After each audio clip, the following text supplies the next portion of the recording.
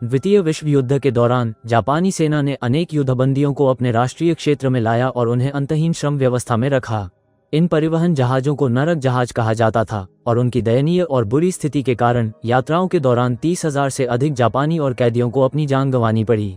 1944 में अरिसन मारू नामक जहाज पर एक यात्रा के दौरान यात्री हमेशा की तरह अपने काम पर जा रहे थे और एक कोठरी में सैनिकों का एक जोड़ा अपने एक कैदी सैतो को मुक्त कर रहा था। इसके तुरंत बाद जहाज के सदस्य युवक को बाहर ले जाते हैं और वह इतने लंबे समय तक अंदर बंद रहने के बाद अंततः समुद्र को देख पाने में सक्षम होने पर आश्चर्यचकित हो जाता है। इससे पहले कि वो दृश्य का आनंद ले पाता, कैदी को कमांडर के कमरे में खींच लिया गया और उस व्यक्ति ने कहा कि चूंकि उसके दुश्मन के पाप अक्षम्य हैं, इसलिए उसे अंतिम सजा मिलेगी। हालांकि सैन्य नेता बताते हैं कि वह उन्हें हजारों लोगों के सामने एक उदाहरण के रूप में इस्तेमाल करेंगे, क्योंकि उनके क्षेत्र में उनका सफाया कर दिया जाएगा। अंत में कमांडर उन्हें बताता है कि जब तक वे अपनी यात्रा पूरी नहीं कर लेते, तब तक सभी पकड़े गए लोगों के साथ वैसा ही व्यवहार किया जाएगा जैसा वे उचित समझेंगे। तभी एक गार्ड ब्रोनसन नामक कैदी के साथ आता है, जो पहले भी कई बार भागने की कोशिश कर चुका है। फिर सैनिक दोनों के टखनों में नई हथकड़ियां ठोंकना शुरू कर देते हैं और अचानक जहाज पर दुश्मन के दर्जनों हवाई हमले होने लगते हैं। घबराहट के बीच ब्रोनसन और सैटो प्रतिक्रिया करते हैं और अपने आसपास के सैनिकों से लड़ना शुरू कर देते हैं तथा उन्हें धकेलने और निहत्था करने के लिए विभिन्न प्रकार के हाथापाई हमलों का प्रयोग करते हैं। अपने सभी साथियों को पराजित करने के बाद कमांडर ने अपनी बंदूक को उन दोनों पर निशाना बनाया, लेकिन इससे पहले कि वे मारे जाते वे बाहर भाग गए। उसी समय एक मिसाइल से कमरा पूरी तरह से नष्ट हो गया, जिससे कप्तान मारा गया। कुछ घंटों बाद भगोड़े सूखी भूमि पर पहुंचते हैं और एक निर्जन द्वीप के समुद्र तट पर पहुंच जाते हैं। ये देखने के बाद कि ब्रोनसन अभी भी बेहोश है, सैतो रेंगते हुए एक गार्ड के शरीर के पास जाता है और उसकी बंदूक छीनने में कामयाब हो जाता है। हालांकि इससे पहले कि वह गोली चला पाता, युवक ब्रोनसन को जगा देता है, जो उसे गिरा देता है और अपने नंगे हाथों से उसकी गर्दन को दबाना शुरू कर देता है। सैतो तुरंत ही एक गोले का उपयोग कर सैनिक के सिर पर प्रहार करता है, जिससे सैनिक अचेत होकर जमीन पर गिर जाता है तथा कुछ वार सहने के बाद वह अपने प्रतिद्वंद्वी के पैरों से जंजीर खींचकर उसे असंतुलित कर देता है।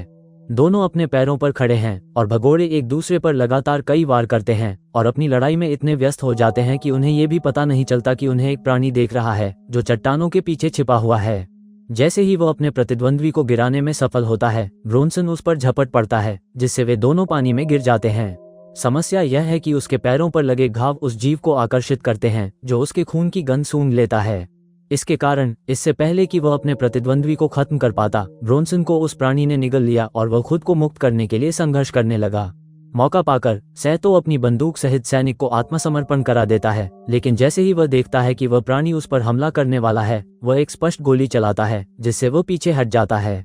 अब जब वह स्थिति को नियंत्रित करने में कामयाब हो गया है, तो वह ब्रोनसन को समुद्र तट की ओर चलने का आदेश देता है और कुछ मीटर आगे जाने पर वह व्यक्ति जमीन पर गिर जाता है और उसकी चोटों के कारण उसमें कोई ऊर्जा नहीं बची होती है। भ्रमित होकर सैनिक पूछता है कि वह कौन सी चीज थी जिसने उस पर हमला किया, लेकिन सैतो जवाब नहीं देता है और निराश होकर चारों ओर देखता है कि वे उस स्थिति में हैं। उस सारे कष्ट से थककर युवक सब कुछ समाप्त करने की तैयारी करता है, लेकिन ब्रोनसन उसे रोक देता है और वह आदमी कहता है कि अगर वे उस जगह से बचना चाहते हैं तो उन्हें एक साथ काम करना होगा। इसलिए दोनों समुद्र तट पर टूटे हुए बक्सों की जांच करने निकल पड़ते हैं और खोज के दौरान सैनिक को अपने एक साथी का शव मिलता है। ये याद करते हुए कि यह उसके सहयोगियों में से सबसे कम उम्र का सदस्य था, ब्रोनसन क्रोधित हो जाता है और सैटो को पकड़ लेता है और कहता है कि उसके दुश्मन के लोग केवल दुष्ट पागलों का एक समूह है। इसके बावजूद सैनिक अपने क्रोध को नियंत्रित करने का प्रयास करता है और शाम के समय बचे हुए लोग दिन में पकड़े गए कुछ केंकड़ों को तैयार करना शुरू कर देते हैं और थोड़ी देर आराम करने के लिए बैठ जाते हैं। अपने मृत साथी के लिए समाधि का पत्थर बनाने के बाद ब्रोनसन एक सैनिक के जूते पहनने की कोशिश करता है, लेकिन जंजीर उसे रोक देती है और सैटो उसे निचले जूते देने की पेशकश करता है। हालांकि वह आदमी मानने से इनकार कर देता है और जल्द ही वे भुने हुए केकड़ों को खाने की तैयारी करने लगते हैं। समस्या यह है कि ब्रैनसन को यह नहीं पता कि जानवर के शरीर को सही तरीके से कैसे खोला जाए और अपने साथी की कठिनाई को समझते हुए सैतो उसे अपना पहले से खुला हुआ केकड़ा थमा देता है। रात्रि भोजन के दौरान दोनों व्यक्ति अंततः एक दूसरे से परिचय करने में सफल हो जाते हैं, लेकिन चूंकि उनमें से कोई भी एक ही भाषा नहीं बोल सकता, इसलिए वे आपस में बातचीत करने में असमर्थ होते हैं। अब जब उन्होंने खाना खा लिया है तो बचे हुए लोग एकजुट हो जाते हैं ताकि वे अपने टखनों पर बंधी जंजीरों से खुद को मुक्त कर सकें और उन्हें नष्ट करने के लिए जो उपकरण उन्हें मिले हैं उनमें से एक का उपयोग कर सकें। उत्साहित होकर वे अपनी आज़ादी का जश्न मनाते हैं, लेकिन तभी वे देखते हैं कि झाड़ियों के आसपास कुछ चल रहा है। यह महसूस करते हुए कि वे खतरे में हो सकते हैं, वे अपने हथियार उठाते हैं और यह पता लगाने के लिए आगे बढ़ते हैं कि क्या हो रहा है। तभी उन्हें पता चलता है कि 2 जापानी सैनिक एक कैदी के साथ द्वीप पर आ पहुंचे हैं। दुश्मनों से निपटने का रास्ता खोजने की कोशिश करते हुए सैतो ब्रोनसन को शिविर में वापस लौटने का संकेत देता है और उसे अपना हथियार सौंपता है तथा उस व्यक्ति से उस पर भरोसा करने के लिए कहता है। इसके बाद भगोड़ा छिपने के लिए भागता है। तभी सैनिकों को बचे हुए लोगों द्वारा तैयार किए जा रहे भोजन की गंध आती है और वे उस स्थान पर पहुंच जाते हैं। जैसे ही वे गंध के स्रोत पर पहुंचते हैं, उनकी नज़र सैतो पर पड़ती है, जो फर्श पर सोने का नाटक कर रहा है। यह मानते हुए कि जीवित बचा व्यक्ति जापानी सेना का ही एक अन्य सदस्य है, सैनिक उसके साथ शिविर में शामिल होने का निर्णय लेते हैं और साइतो से शांतिपूर्वक बातचीत शुरू कर देते हैं। उस समय ब्रॉन्सन को पता चलता है कि समूह पर एक भयावह प्राणी की नज़र है जो उसके पास छिपा हुआ है, और यद्यपि वह भयभीत है फिर भी वह स्थिर रहने का निर्णय लेता है, जिससे राक्षस उससे दूर चला जाता है। उसी समय सैनिकों में से एक ने देखा कि शिविर अन्य लोगों के सामान से भरा हुआ है और उसे एहसास हुआ कि सैतो उनसे झूठ बोल रहा है। इसके बाद सैनिक उस भगोड़े को घेरने का निर्णय लेते हैं और उससे पूछते हैं कि उसका साथी कहाँ है। हालांकि सैतो उन्हें ये कहकर धोखा देने की कोशिश करता है कि वह व्यक्ति द्वीप पर पहुंचने से पहले ही समुद्र में खो गया था और अपनी कहानी को पुष्ट करने के लिए ब्रॉन्सन द्वारा बनाई गई कब्र का उपयोग करता है। इसके बावजूद सैनिक उसकी किसी भी बात पर विश्वास नहीं करते और उसे अपने देश के साथ विश्वासघात करने के लिए डांटना शुरू कर देते हैं। अचानक सभी को दूर से एक तेज दहाड़ सुनाई देती है और उस प्राणी की चीखें सुनकर कैदी डर के मारे प्रार्थना करने लगता है। चिंतित होकर सैनिक अपने साथी को आदेश देता है कि वह जाकर देखे कि यह क्या है, और वह परिधि की जांच करने के लिए निकल पड़ता है, क्योंकि उसे सैतो को आत्मसमर्पण करने से रोकने के लिए वहां रहना आवश्यक है। जब वह युवा लड़ाकू को देख रहा था तो ब्रोन्सन ने जंगल के बीच में शोर मचाया, जिससे युवक का ध्यान उसकी ओर आकर्षित हुआ और वह उसकी ओर देखने लगा। लेकिन इससे पहले कि वह उसे ढूंढ पाता, सैनिक ने उस प्राणी से आती हुई एक और आवाज सुनी और अपनी जांच जारी रखने का निर्णय लिया, जिससे भगोड़े को शिविर के पास पहुंचने का मौका मिल गया। जैसे ही वह दुश्मनों के पास पहुंचता है, ब्रॉन्सन लड़ाकू को खत्म करने की तैयारी करता है। उसी समय युवा लड़ाकू को एक प्राणी द्वारा आश्चर्यचकित कर दिया जाता है, जो एक ही झटके में उसका हाथ काट देता है, जिससे वह निराशा में चीखने लगता है। ध्यान भटकने का फायदा उठाकर भगोड़ा सैनिक की गर्दन पर चाकू से वार करता है और अपना हथियार वापस लेने के बाद वह सैतो के साथ झाड़ियों में भाग जाता है। उसी समय वह प्राणी सैनिक का सिर हटाने के लिए अपनी महाशक्ति का प्रयोग करता है, और जब वह शरीर को जमीन पर गिरते देखता है तो वह सिर को समूह की ओर फेंक देता है। इसके तुरंत बाद राक्षस शिविर की ओर चलता है, और जब वह सैनिक को जमीन पर पड़ा देखता है तो उसका दिल निकाल लेता है। घबराकर कैदी अपनी जान बचाने के लिए भागता है, लेकिन राक्षस उसे आसानी से पकड़ लेता है और वह उसकी ओर एक शक्तिशाली छलांग लगाता है, जिससे उसका सिर नष्ट हो जाता है। यह महसूस करते हुए कि यदि वे वहां रहेंगे तो वे खतरे में पड़ जाएंगे, बचे हुए लोग भागने लगते हैं और प्राणी उन्हें तुरंत ही पहचान लेता है। भागने के दौरान ब्रोन्सन सैतो से अलग हो जाता है और घबराहट के कारण वह जमीन पर गिर जाता है। इससे पहले कि वह जीव उस पर हमला कर पाता, वह व्यक्ति उस जीव की दिशा में गोली चलाता है, लेकिन चूक जाता है और उसकी गर्दन पकड़ ली जाती है। क्रोधित होकर राक्षस अपने लक्ष्य को खत्म करने की तैयारी करता है, लेकिन उसी समय सैतो उस पर तलवार से हमला कर देता है, जिससे दोनों एक बार फिर खतरे से दूर हो जाते हैं। हालांकि बचे हुए लोगों का बच निकलना ज्यादा देर तक नहीं टिकता और अचानक वे लोग एक ढलान से नीचे गिर जाते हैं, जिससे वे पहाड़ से दर्जनों मीटर नीचे लुढ़क जाते हैं। सुबह जब सैतो उठता है तो उसके कंधे में चाकू फंसा हुआ होता है तथा भयंकर दर्द के बावजूद वह चाकू को अपने शरीर से निकालने के लिए संघर्ष करता है। उसी समय ब्रोन्सन को एक पेड़ के तने के ऊपर होश आता है और उसे पता चलता है कि वह एक नदी के ठीक ऊपर है, जो एक बड़े झरने में बहती है। हताश होकर वह व्यक्ति नीचे चट्टान पर गिर जाता है और खुद को संभालने की बहुत कोशिश करता है, लेकिन अंततः नदी में गिर जाता है।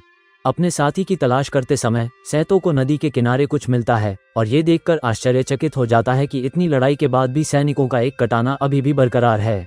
बचे हुए लोग एक दूसरे की तलाश में जंगल में निकल पड़े, अपनी चोटों के दर्द को नजरअंदाज करने की कोशिश कर रहे थे ताकि वे अपनी खोज जारी रख सकें। चलते समय ब्रोन्सन एक चट्टान से टकरा जाता है और चोट के कारण वह दर्द से चीखने लगता है।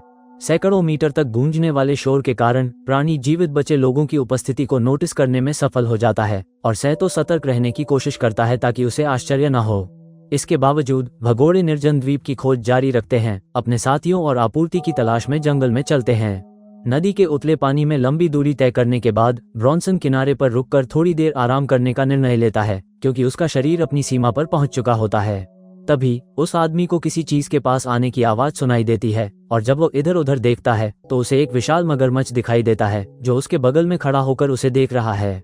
भयभीत होकर जीवित बचा व्यक्ति स्थिर रहने की कोशिश करता है ताकि शिकारी को सतर्क न किया जा सके, और कुछ सेकंड के बाद जानवर आदमी को अकेला छोड़कर भाग जाता है।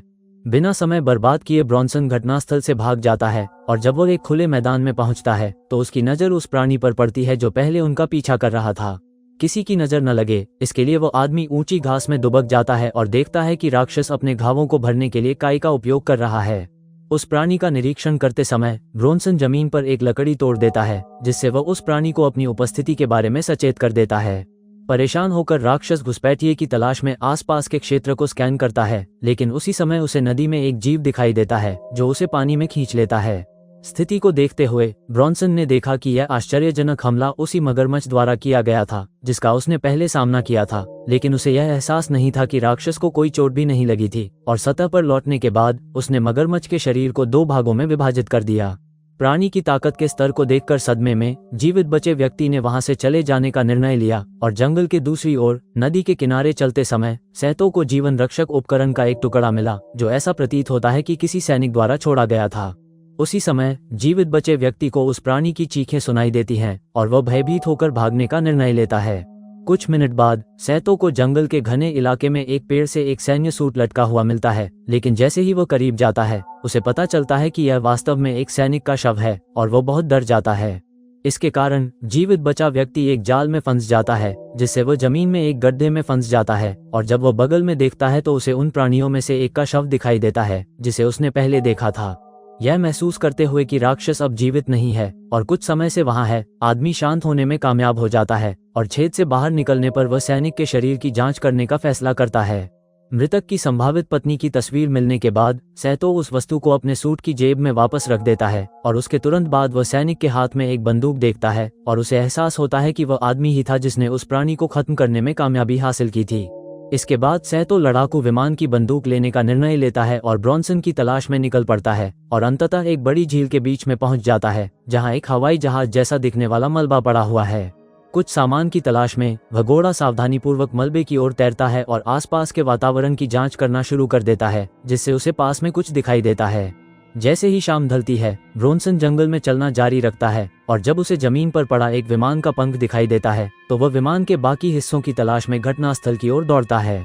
इसके कारण वह व्यक्ति कुछ ही सेकंड में विमान तक पहुंचने में सफल हो जाता है और अपनी रक्षा करने के लिए वह एक बड़ी शाखा और एक तेज पत्थर से मिलकर एक हस्तनिर्मित भाला बनाने का निर्णय लेता है। खुद को तैयार करने के बाद ब्रॉन्सन अपने भाले के साथ विमान की ओर बढ़ता है और कॉकपिट की जांच करते हुए उसे एक टोकरा मिलता है जिसमें सैनिक का कुछ सामान जैसे कि एक फ्लेयर गन रखा होता है। इसके तुरंत बाद बचे हुए व्यक्ति को पता चलता है कि विमान की सीट के किनारे एक आपातकालीन कुल्हाड़ी छिपी हुई है और वह उसे पकड़ने की कोशिश करता है लेकिन फिसल जाता है, जिससे वह उसे पकड़ नहीं पाता। इससे पहले कि वह दोबारा प्रयास कर पाता ब्रॉन्सन को विमान के बगल में रखा एक हथियार दिखाई देता है और उसका विश्लेषण करने पर उसे पता चलता है कि यह वास्तव में एक बम गिराने वाली मिसाइल है। यह महसूस करते हुए कि अन्वेषण जारी रखने से पहले उसे कुछ देर आराम करने की आवश्यकता है, वह व्यक्ति पंख पर बैठ जाता है और आराम करते समय वह सैतो को देखकर आश्चर्यचकित हो जाता है। ये देखने के बाद कि उसका मित्र ठीक है, वह घोड़ा उसके हाथ से लाइटर ले लेता है और उसे अपने पीछे आने को कहता है। भ्रमित होने के बावजूद ब्रॉन्सन अपने मित्र के अनुरोध का पालन करता है और झरने के बगल में एक गुफा में प्रवेश करने के बाद वे प्रकाश के स्रोत के रूप में लाइटर का उपयोग करते हुए उस स्थान से आगे बढ़ते हैं। जैसे ही वे गुफा के केंद्र में पहुंचते हैं तो उन्हें दीवारों पर फैला एक प्रकार का जाल दिखाई देता है जिसके केंद्र में एक बड़ा अंडा होता है। जैसे ही वे पास आते हैं ब्रॉन्सन बच्चे के अंडे से बाहर आने से पहले ही उसे नष्ट करने की तैयारी करता है, लेकिन सैतो उसे रोक देता है तथा उसे ये दिखाने की कोशिश करता है कि उन्हें ऐसा नहीं करना चाहिए। चिढ़कर सैनिक अपनी योजना पर अड़ा रहता है और कहता है कि वे उस प्राणी को जीवित नहीं रहने दे सकते। इसके अलावा वह व्यक्ति बताता है कि वर्तमान स्थिति में दया के लिए कोई जगह नहीं है और वह उन राक्षसों को द्वीप पर प्रजनन जारी रखने की अनुमति नहीं देना चाहता है। इस बिंदु पर ब्रॉन्सन को उस अंडे से निपटने का एक विचार आता है और वह सैतो को अपने पीछे चलने के लिए कहता है। जंगल के दूसरी ओर उस प्राणी को अपनी ही प्रजाति के एक अन्य प्राणी के शरीर वाला एक छेद मिलता है और उस स्थान की जांच करने पर उसे पता चलता है कि पेड़ में फंसा सैनिक ही इसके लिए जिम्मेदार था। उसी समय द्वीप प्राणी को एहसास होता है कि लड़ाकू ने कोई वस्तु पकड़ रखी है जो उसके हाथों से छीन ली गई है। झील पर वापस आकर ब्रॉन्सन विमान के मलबे में छिपी मिसाइल को दिखाता है तथा सैतो से उसे गुफा में ले जाने में मदद करने के लिए कहता है। काफी प्रयास के बाद वे दोनों उस वस्तु को प्राणी के घोंसले तक ले जाने में सफल हो जाते हैं तथा एक सक्रियण फ्यूज मिलने पर ब्रोनसन उसे हटाने के लिए अपनी फ्लेयर गन का उपयोग करने का प्रयास करता है, लेकिन कोई फायदा नहीं होता।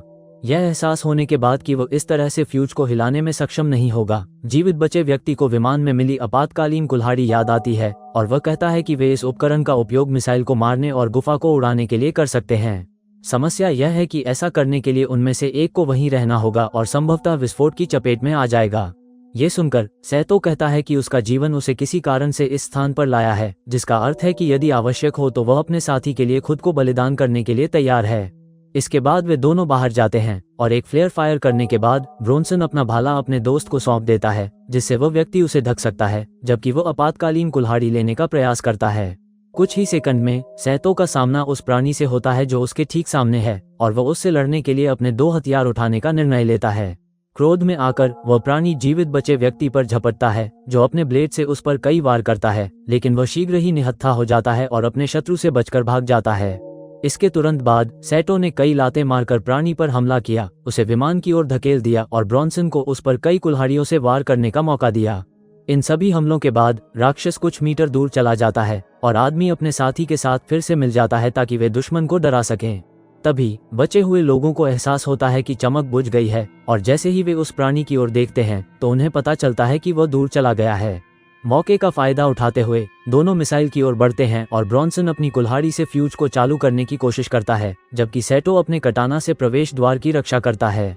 उन्हें यह एहसास नहीं था कि वह प्राणी उनके ठीक पीछे छिपा हुआ था और इससे पहले कि वह अपनी रक्षा कर पाता, ब्रोनसन उस प्राणी के हाथ से घायल हो गया।